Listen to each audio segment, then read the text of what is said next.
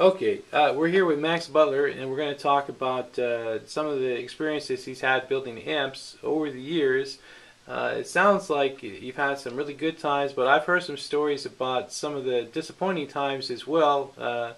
Brushes with particular people and building different instruments. Can you tell us about some of the things you've encountered over the years?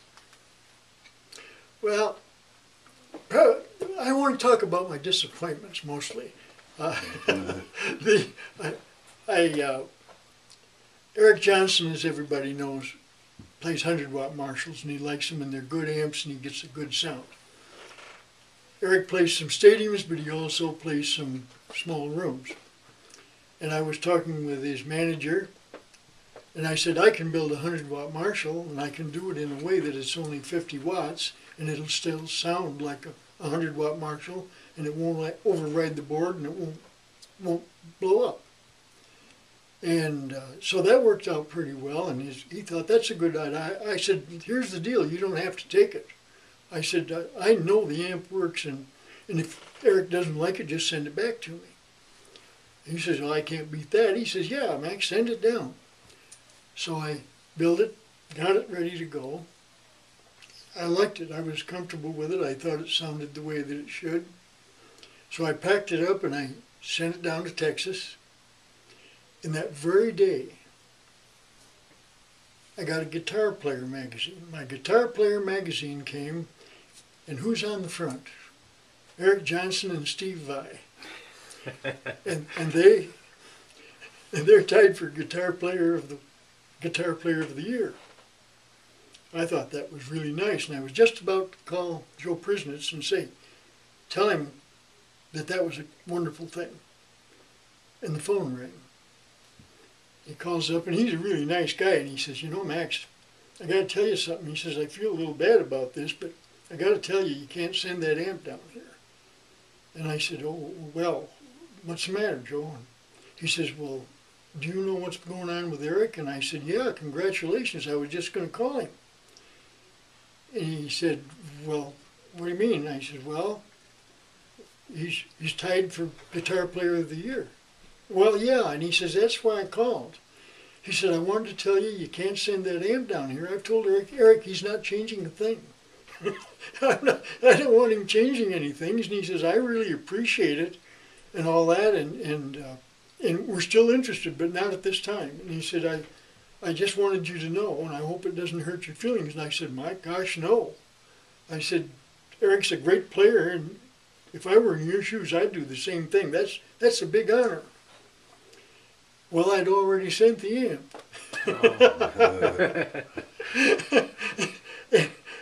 And I told him so, and I said, it's down there, it's on its way. And I said, when you get it, just put a sticker on it and send it back to me. And he said, well, fine, we'll do that. I said, you don't even have to open it. I understand everything. We'll talk later. And it ran along about 3 or 4 months, and I got this nice letter written on hotel stationery from Southern California from Eric Johnson, thanking me for everything. And he said he did open the amp and he played it. And Max, you know what the circumstances are here, but he says, I really like the amp, great sustain, and we'll be talking later. And that was the end of it, and I've never called back or anything. I didn't want to infringe on him, or anything like that. I know those guys are just badgered to death with testimonials and everything, and I don't do endorsements. That isn't what it was about. I still don't do endorsements. When I build an amp for a player that people know, everybody knows, we'll say it that way, I do it because I want to and I like their style and they're willing to take it and pay for it. And it makes me happy. I like that. But no endorsements because, as a lot of people know, I don't advertise, never have, probably never will. And that worked out. It was a disappointment, but it worked out pretty well. And I still love Eric's music, and his manager is probably the best one I've ever talked to. Another big disappointment. I was getting an '86 van. I special ordered it, and it was just a tin can, nothing in it, not even any seats. And it was delivered direct to the showroom, where they were going to go right through it on a van conversion basis. That was going to be my road car. And I was waiting for that, but in the meantime, through the management of Billy Gibbons, ZZ Top, you guys may remember this, back in probably '84, right around there, '83, '84, here was Billy Gibbons, again on the front of Guitar Player, holding a white guitar called the Mummy, and it had been a special order deal that was put out by Washburn The Company one with the fur. Chicago. The one with the fur on it. Yeah, well, yeah, I think, yeah, remember that and one. it had fur on it. And the deal was that I was supposed to build a white amp that would match it. And this was pretty exciting stuff. So I started out trying to cosmetically take one of my British amps, which I thought he would prefer, and put it all in there and make a Mummy amp.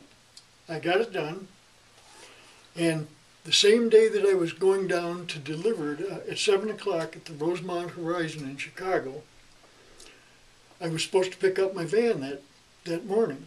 So I go over into Lansing and I picked up the van and I drove it home, and it was an exciting day for me.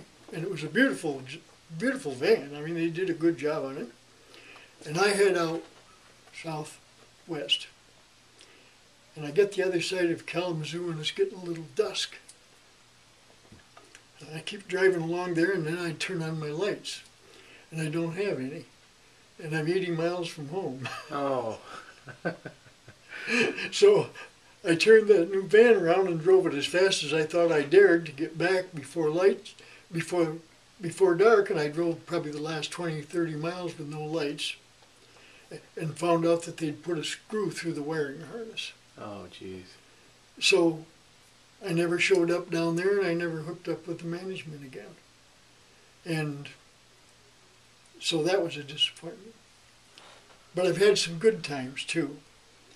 Some of the funnest people that I've ever met in my life was the Boxcar Willie crowd. I was down in Branson spending some time with them down there, and those guys are real, and they played real country.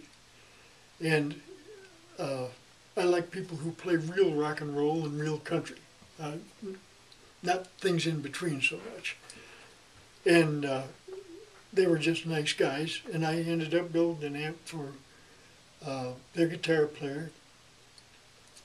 And it's just, that's the way it happens. I run into people, and I like musicians, and I talk to them, and we've got a lot in common. And they all play better than I do. And there's some really talented people out there, though, just local guys, and I don't care where you go. Some of the best players that I have built amps for came out of Austin, Texas, and Lubbock, and nobody knows who they are. Right. And the only time they leave Austin or Lubbock is when they go in to Europe, and just for a break. And of course, the English like country music, contrary to the Japanese. And but they're out there, and I think in terms of not necessarily of who's on top, or who everybody knows, or the celebrity, because from a business, I like these people, but from a business standpoint, it doesn't mean anything to me. There's just some really good players out there, and I like to work with guys that are just weekend warriors, and most of them have straight jobs. And there's a lot of talent out there. So, the Eric Johnson amp, what happened to it? Do you know who you sold it to?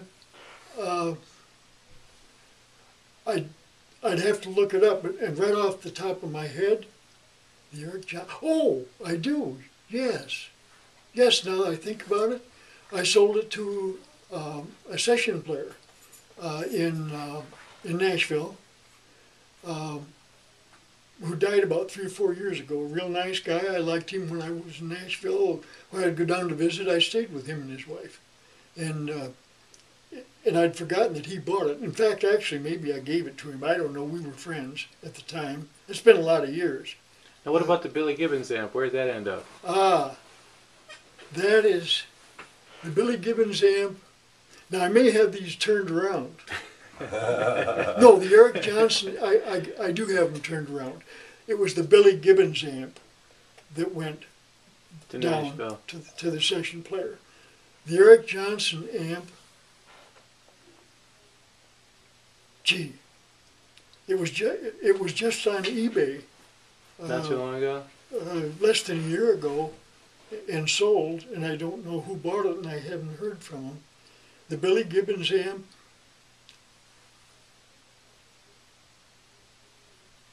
went to the session player. The Eric Johnson amp, I do too.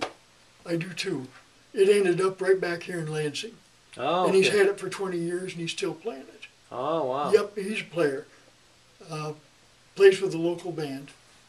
That's great. Yeah, I don't know how I could have forgotten something like that. It went someplace else before that. Right. Then the CC DeVille amp, I lost track of that a long time ago. I think the guy in Texas owns it. Remember? The guy in Texas that's got the 4 different amps that we just Right. put on the website. Not too long. Chuck? I think Chuck's got Mahelsky. it. Mahelsky. Mahelsky. Yeah. Pretty sure he's got it. Yeah, because I think he had a picture of the inside signed, if I'm not mistaken. You're right. Yeah. You're right. Chuck is a really nice guy, and he's a serious player. And he hasn't called in the last year or so, but he usually calls up and says hello. Right. Yeah, and haven't had any of his amps back for any maintenance in a long, long time.